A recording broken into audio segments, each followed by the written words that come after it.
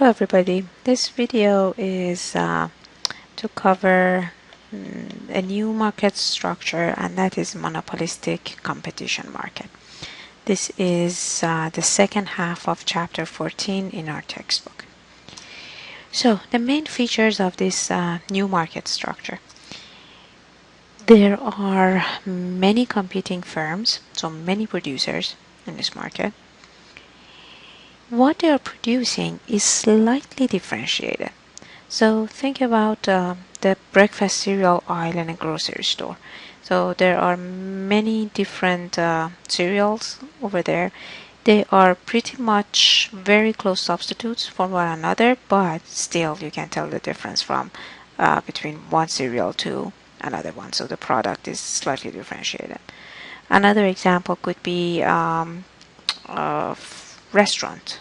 So the food that you get from one restaurant to another, pretty much same menu, but the quality is a little bit different. The product is slightly differentiated. Next feature is that this is similar to a perfectly competitive market. There is no barrier to entry and exit this market for firms that want to enter, or firms that are at a loss and they want to exit this industry.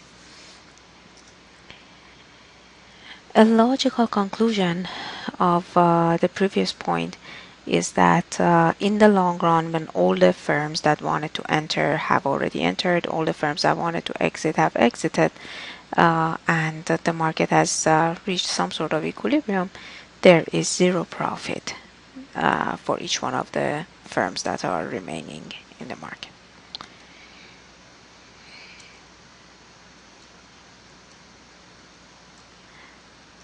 So let's go ahead and take a look at how we analyze this market. The main point here is that the demand curve facing each one of these many producers is not horizontal anymore. So although there is fierce degree of competition going on, the demand curve facing each one of these firms is a downward sloping demand curve. It's not horizontal like we had it in perfect competition market. Reason being, each one of those producers have a little bit of market power. Remember, market power was the power to set the price. So if you are Cheerios, breakfast cereal again, you have a little bit of leeway in determining what price to set for your product, because your product is a little bit different than something else. If you set the price a little bit higher, there are some loyal customers that will go with your higher price scheme. But then again, you cannot go very high because you will lose the demand that you have for your product. Now,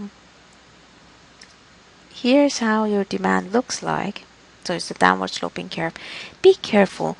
The slope is quite moderate. So it's not a very steep demand curve. It's a flatter kind of demand curve, downward sloping demand curve. Reason being, if you remember from the beginning of the class when we were talking about elasticities, a product that has many substitutes is fairly elastic, and an elastic demand is close to horizontal line. So we can see that the demands for each one of these many producers in this market is downward sloping, but not a big slope. The rest of the analysis from this point on is similar to a monopoly situation. So the marginal revenue curve, if you remember, starts from the same intercept from 0.7 and has twice the slope. So let me add that in. That's the marginal revenue. And the cost curves, as we said, are independent of the market structure. So we have the marginal cost, upward sloping. We have the U-shape average total cost curves. Let me add those in. So here's the marginal cost, and I have the demand and marginal revenue from the previous slide. The optimization rule is still the same. The firm will continue producing as long as marginal revenue is more or equal to marginal cost. So the firm here in this example will start from 0, continue production, and stop when it hits 520. Okay. So 520 is the optimal quantity, and the price, remember, the same way that we did Monopoly. You go up from 520, you meet the demand curve. Demand is what determines the price in this market, and the price for your product is going to be $4. Okay. Now, is the firm making a profit, and if yes, how big of a profit? In order to figure out profit, we need another curve, and you guessed right, that is the average cost curve. So let's add that in as well. Here's the average cost curve. Optimal quantity is still 520. Price is $4. The average total cost of producing 520 is $2. You can see that from 520 I go up, I meet average total cost curve at $2. So this is the $2 level. Therefore, profit being price minus average total cost times quantity is this block here. This particular firm is making a positive profit. Now I can show you the situation of a firm that is not making a positive profit. It's actually at a loss. So let's say the firm is faced with pretty much the same demand for its product.